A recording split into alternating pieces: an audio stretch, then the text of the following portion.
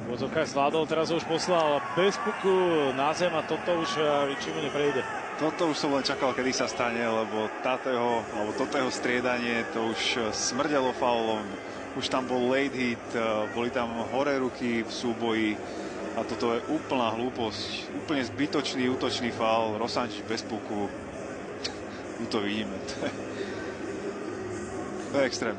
2 minúty a navyše na konci striedania, kde už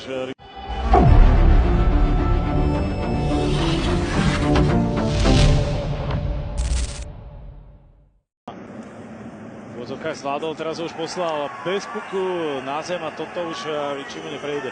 Toto už som len čakal, kedy sa stane, lebo toto jeho striedanie, to už smrdelo faulom.